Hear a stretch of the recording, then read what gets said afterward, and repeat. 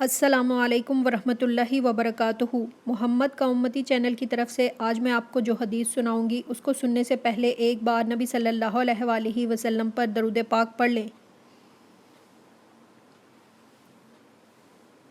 بسم اللہ الرحمن الرحیم۔